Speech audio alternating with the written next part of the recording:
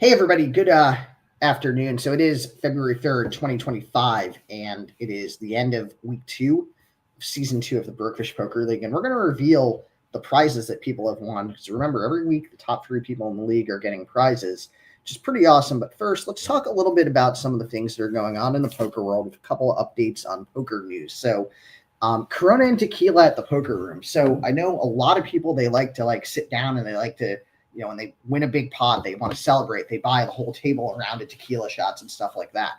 Well, the price of tequila was set to go up 25% starting tomorrow, but the tariffs have been postponed. Mexico made some agreements and the president has decided to push that off. So continue to celebrate at current prices because the tequila prices won't be going up. And the same for those of you who love to sit back on a couple of Coronas. Now, back in the good old days, I was known to come into the poker room and order myself a Corona and basically pretend that I was drunk to get people to call my bets when I had the nuts. In fact, I sold this so well that I actually got kicked out of the 1-2 game for allegedly being too drunk, but I actually just faked it. It was pretty funny. But the tariffs are postponed, and the late breaking news is that actually Canada's tariffs are postponed. So if you love your Canadian whiskey, Labatt Blue, Molson Canadian, and maple syrup and stuff like that, the price won't be going up. So you can look forward to continuing to enjoy those while you're playing poker and have a good time. So the other big thing that's coming up in poker, right? So Bally's Chicago has an investment controversy, and it's pretty interesting. So Bally's is opening up, a full sort of service casino. It's supposed to have poker, slots, table games, dining, entertainment, etc. In Chicago, Illinois. And, on the screen, we've got a little rendering of what it was going to kind of look like. You've got, a hotel tower, an entertainment area, etc., right along a river there. Looks like a nice place. And people actually had the opportunity to invest in it. But here's the catch. The way that the city of Chicago set this up, you had to actually, qualify to invest by being a part of a minority community. So something like you had to be, a female, you had to be African American, etc. Well, there's a lawsuit being filed in court because white males are unhappy because they're not considered qualified to make the investment in this. And essentially, it was a good deal because you would invest some money and then over the years you would get a return. And so that lawsuit is going to be real interesting. I think we're going to see that come up in court, and it'll be interesting to see what goes on with that because in theory, there could be a law violated there if you're trying to restrict something on the basis that you have to be of a certain racial group or a certain gender identity, which could be pretty interesting. And lastly, in poker news, World Series of Poker scheduling. Everybody's like, when's the WSOP schedule coming out? When's it coming out? It's expected that that's going to release later this month. And when that does come out, of course, it'll be big news. Everybody can start to plan their travel around it. But I do think we are going to continue to see the same type of time frame for the main event that we've seen in the past, right? That's going to be towards the end of the series. And I think that in June, we'll probably see one of the more affordable events run, something like a $300 to $500 multi-day event. And so we've got a couple of interesting questions coming in. We're going to take a lot of questions later on, but one of those questions is Matt, why can't we see? Well, what it is I'm sharing content here. And so that's why I'm not on video here, but maybe in the future I'll be able to do that. And then we've got a little bit of trolling from a guy named Slice NH, which I have to imagine that, Slice here who asked, who would want to see me, is on. But one thing people got to realize about Slice, who goes by the name Underdog Poker in the club, which by the way is not the real Underdog Poker. That's a great guy, has a great brand, does a lot of cool clothes. But Paulino is basically a major internet troll. Like some people get like a high off of like doing like marijuana or doing like drugs. He gets a high off of trolling, and he just loves to troll. But he almost trolled himself to jail one time, and it's because he actually impersonated someone so he could pretend he was them, have their poker results deleted off the internet, and he actually got sued in court, and the judge issued a warrant because he didn't comply with the judge's orders to, pay the judgment and actually appear before the judge. The judge put out a warrant for his arrest, but one of his little buddies saved him, paid the money, and prevented him from going to jail, where apparently all sorts of bad things happen. I've heard people, they drop the soap and they end up not having a fun time. Doesn't sound good. So on to the next important topic, which is I'm sure why everybody is streaming or listening to this stream right now. Let's talk The Bachelor, right? So this is our Bachelor, Grant Ellis, in a nice red outfit with a rose. The season premiere of the show was last week. The second episode is tonight at 8 p.m. Eastern or 7 p.m. Central on ABC and Hulu, so you can stream it if you don't have like TV service like cable or you don't have an antenna to get ABC. Big question out there. Who is going to make it to the final four and who's going to make it to the hometowns? Now, I've got a couple ideas. I'd love to hear people in chat suggest, who they think is going to get there. But being from New England, I actually really think that Juliana, who's from Newton, Massachusetts, which is just west of Boston, I think she's got a good chance. And I think we're going to see her make it to hometowns, right? And they're going to have a hometown date in like Newton, Boston. Another person that I think is probably going to get there towards the end. Carolina, and she's a producer and PR who works in Puerto Rico. I think that could happen too. And then also, let's see, we've got a couple people here asking, oh boy. So they're saying they want to know, they want transparency. So people want transparency. Well, if you want transparency, you're going to have to tune into the show. Again, it's tonight at 8 o'clock. I'll definitely be watching it. And actually, the great thing is that you can watch this show while playing online poker, right? So you can fire up Club GG, sit down, watch The Bachelor, and make a little money on 25-cent, 50-cent game. But DCAF says he wanted an ugly face on the screen, and you put up that airbrush thing. Maybe there is some airbrushing there. I think it's good photo lighting, right? I think that whoever took that photo, they knew what they were doing. They put the lighting in right. And obviously they want to portray Grant as a good guy, right? You want people to be able to tune into the TV show and have a likable character. And that's why when, they did Juan Pablo's season, if anybody remembers the Venezuelan soccer guy, he, presented himself in a really bad way. America hated him, and that's pretty much why they should have chosen me as the Bachelor that season. Instead, I did apply, but they didn't choose me. And the real question is, will Grant find love, or is he still going to be single at the end of this?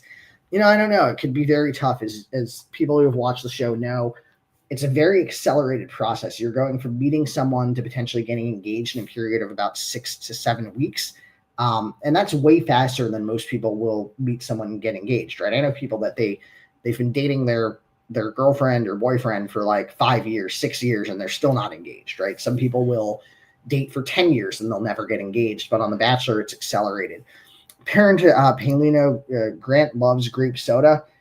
Maybe he does. It's a legitimate type of soda. I know some people prefer orange. Some people prefer Coca-Cola. And that's how it is. By the way, DCAF says he actually meant to be decaf, but he couldn't afford the A. But the good news is he can afford the A if he wins tonight on Club GG. Because I believe an A costs something like 40 big lines, right? So it's kind of how it goes. So now on to back to sort of the topic of poker here, right? So let's talk about BrokeFish League Season 2 and give an update. So every week, the top 3 people are getting prizes. Every month, the top 10 get prizes. At the end of the league, the overall winners get even more prizes. And any point scorer is getting a free trading card. In fact, last week, I got to go to the post office and send about 13 trading cards out. There's probably another 25 people that have picked up another 25 people who have picked up points since then. So if you've picked up points and you haven't sent me your address, send me your address so we can get your trading card mailed out, because you're going to really love that trading card. A lot of people love it. Blake is saying no. Well, apparently I'm off the rails, but Blake is saying that's not his prize. Well, your prize will be revealed soon, so don't worry, Blake. By the way, the other thing is that if you're looking to earn more points, right, because we've started week 3, and that means that the next top 3 people this week are going to get more, all you need to do is win any satellite, cash any tournament, or pick up 100 big blinds in the BrokeFish Social, Omaha, and Hold'em games. And that's really not too difficult to do because we've got satellites that run like all the time, and they range from 10-cent satellites up to like $10 satellites. This week, there's a 30,000 guaranteed multi-flight. It's like a 35 chip buy-in, and you can satellite into that for like $1 or $1.50. It's pretty awesome. You can win, thousands of dollars, right, for like 10 cents. It's pretty awesome. So that's going. And in terms of, season 2 this week, our winners for week 2, we had Mambo Man of 241 points, Blake Guitar with 40 points, and Boston B85 with 20 points. So Mambo Man gets 2 picks off the prize grid. Blake Guitar and Boston B85 get 1 pick off the prize grid. And before we reveal their prizes, let's just talk about one awesome thing. There's a February special tournament coming up in BrokeFish Social. Washington's birthday weekend, Sunday, February 16th, 3 p.m. Eastern time. That's going to be running. 40 chips gets you in. There's no rake, so it all goes to the prize pool. If you can't make it at 3 o'clock, no problem. Show up at 4:59 because there's 2 hours of late registration and re-entry. That also means if you, let's say you get it in on the first hand with like pocket queens and you flop a set, and then somebody had aces and then they river you out with, they get the better set. You get coolered like that, you can just fire again and try to make it to the end again. So you've got that opportunity. And there are 3 rolls for this thing. So you can actually get into this without any money, right? There's 3 rolls if you've scored a point in the league on Thursday, February 13, and Saturday, February 15. So plenty of opportunity to get in. And now we're going to get into the prize reveal, right? So last week's prizes included $20 game credit, $5 satellite ticket, and 2 $11 tournament tickets. Well, this week, 3 more people are going to be getting prizes. That's 4 more prizes that will come off the grid. And first up, Mambo Man. So he selected I3 and I4 off the grid. So let's see what he has won. Congratulations. So that is a full set of BrokeFish trading cards. That was actually a really coveted prize and pretty high value one. And then also a standard BrokeFish trading card. So congratulations. So interestingly, since you're getting the full set and then you just want a standard card on top of that, it's pretty awesome. You're going to end up with, a spare card, right? You'll have the full set, and then you can like give one away to a friend, or maybe make it as if you know somebody who's like a big poker fan, you could be like, hey, happy birthday. Here's like a Doug Polk trading card or something like that. So that is the first one. And then on to the second place person. So this was Blake Guitar. He selected H8. That's H as in Hector off the grid. And he wins a $5 satellite ticket. So that would be pretty awesome if he turns, let's say he turns that $5 ticket into like 50,000 if he plays, his way into like a big tournament and can cash that and win it. So, Palino's trolling us, but yeah, indeed, it's a pretty good value to get that full set. Not a lot of people have the full set. So on to third place. Third place was Boston B85. He selected, I prepped this wrong. He did not select H8. He selected a different square. I am an idiot and just wrote the slide wrong. However, thankfully on the reveal, we do have the correct one that he wanted, which was B1. And so he gets a BrokeFish trading card, one of the premium ones, which is pretty awesome. So that's like one of the ones that comes in, the hard Ultra Pro cases, something like the Doyle Brunson card, or the limited edition Jonathan Little card. So congratulations to Boston B85 on that. And now before we wrap up and we get everybody to jump over and, earn some points tonight in BrokeFish Social, does anyone have any questions? Because we can totally take questions. We can do this all night if we want and just take questions till nobody has any more. Wait, no, actually I'm being told. Sorry, what's that? Oh, we can't take questions all night because people need to jump onto the tables in BrokeFish Social so they can earn points. All right, so we've got like 2 minutes to take some questions here. Let's see if anybody's got anything here.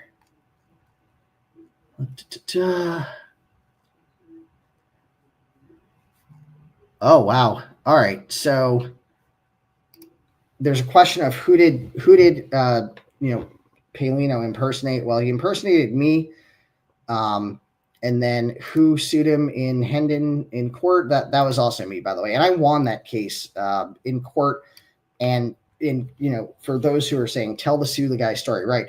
So this guy impersonates me, steals my identity, pretends he's me, starts emailing people, acting as if he's me, effectively steals my identity.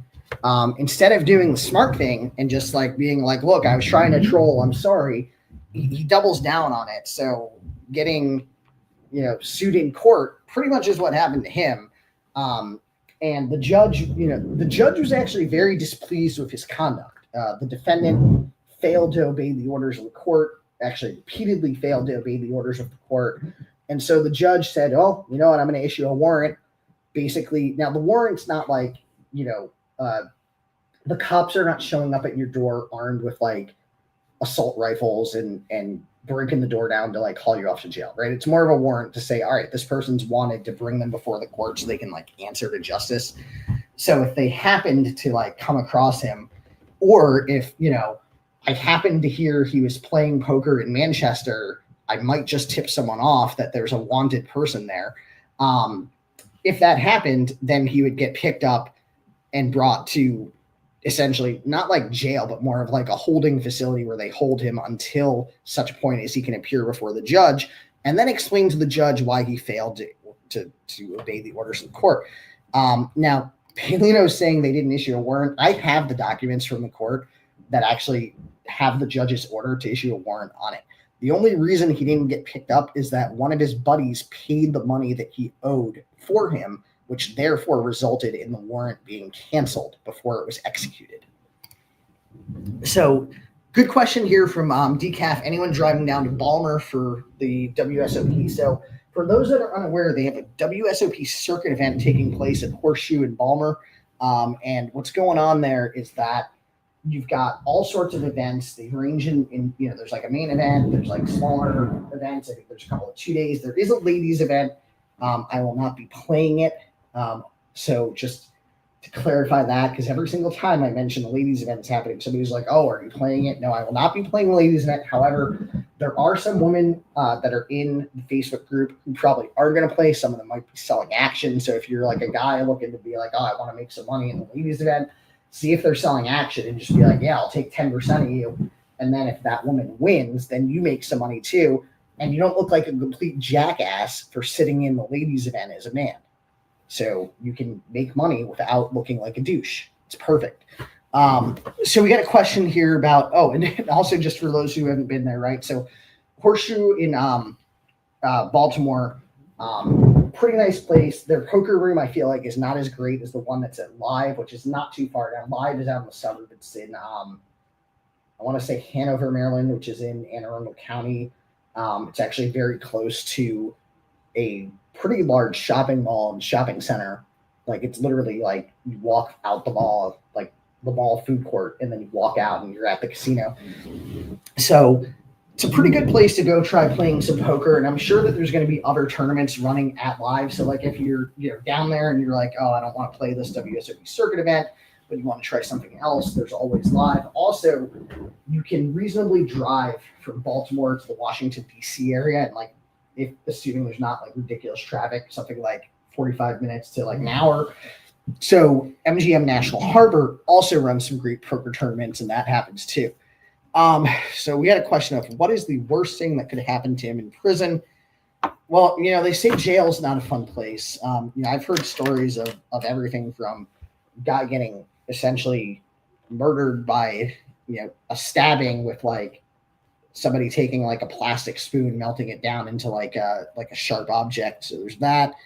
And then also apparently one of the things that happens in jail is that a lot of men, they use other men for sexual pleasure. And that's obviously not going to be fun unless you're into that. If you're into that, then it's probably like a great place to be. Otherwise, you probably don't want to be there. So do we have any final questions before we wrap up and we all try to jump into the good old 25 cent, 50 cent game? Any final questions, anyone? All right. Well, I think we're able to wrap up. So remember, we've got a 25-cent, 50-cent going tonight in BrokeFish Social. Big tournament coming up in February. After today, there's actually going to be another game coming up on Thursday.